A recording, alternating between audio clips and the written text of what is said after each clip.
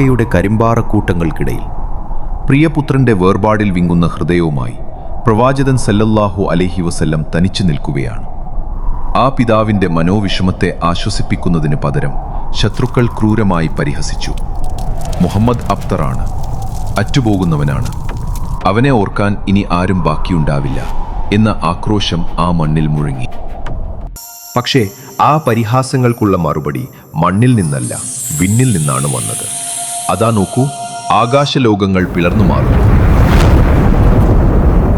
600 ചിറകുകളാൽ പ്രപഞ്ചം മൂടിയ മലക്കുകളുടെ സർവാധിപൻ അള്ളാഹുവിന്റെ വിശ്വസ്ത ദൂതൻ മലക്ക് ജിബ്രീൽ അലൈഹി വസല്ലം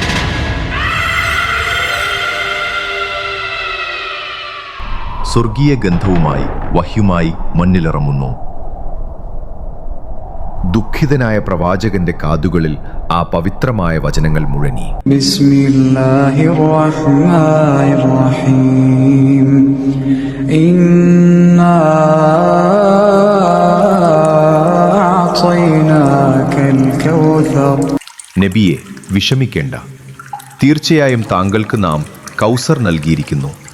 കസീർ, ഏറെയുള്ളത് എന്ന വാക്കിൽ നിന്നാണ് കൗസർ ഉണ്ടായത്. ഇതിന് 2 അർത്ഥങ്ങളുണ്ട്.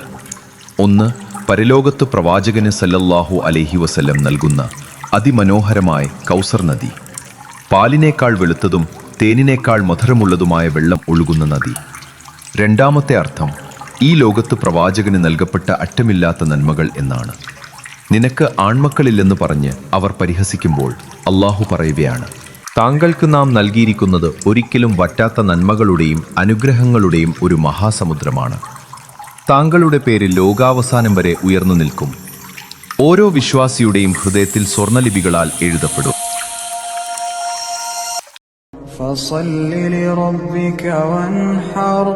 ആകയാൽ താങ്കൾ താങ്കളുടെ രക്ഷിതാവിനു വേണ്ടി നമസ്കരിക്കുകയും ബലിയർപ്പിക്കുകയും ചെയ്യുക. ഇത്രയും വലിയ അനുഗ്രഹങ്ങൾ നൽകിയ നാഥനോട് നന്ദി കാണിക്കാൻ അള്ളാഹു കൽപ്പിക്കുന്നു. മക്കയിലെ കാഫറുകൾ വിഗ്രഹങ്ങൾക്കായാണ് ബലിയർപ്പിച്ചിരുന്നത്.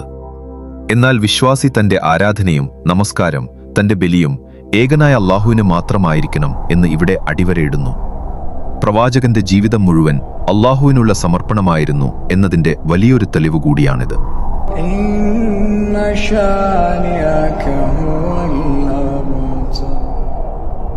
തീർച്ചയായും താങ്കളെ പരിഹസിക്കുന്നവർ തന്നെയാണ് മുറിക്കപ്പെട്ടവൻ.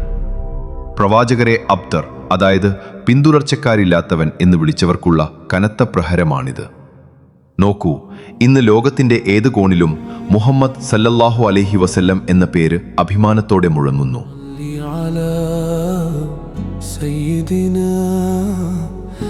എന്നാൽ അന്ന് പരിഹസിച്ച ആസിബ്നു വായിലിനെയോ അബൂൽ ഹബിനെയോ ആരെങ്കിലും ഓർക്കുന്നുണ്ടോ? അവരുടെ വംശവും പേരും ചരിത്രത്തിൽ നിന്ന് മുറിക്കപ്പെട്ടു പോയി. പ്രവാചകന്റെ പേരും സന്ദേശവും ലോകാവസാനം വരെ നിലനിൽക്കും. എന്നാൽ സത്യത്തെ എതിർക്കുന്നവർ എത്ര വലിയ താവഴിയുള്ളവരായാലും അവർ വിസ്മൃതിയിലേക്ക് ആണ്ടുപോകും എന്ന വലിയ സത്യമാണ് ഖുർആൻ ഇവിടെ പ്രഖ്യാപിക്കുന്നത്. ഈ വീഡിയോ നിങ്ങൾക്ക് ഉപകാരപ്പെട്ടെങ്കിൽ നൂർ ബിയോണ്ട് ചാനൽ സബ്സ്ക്രൈബ് ചെയ്യാൻ മറക്കരുത്.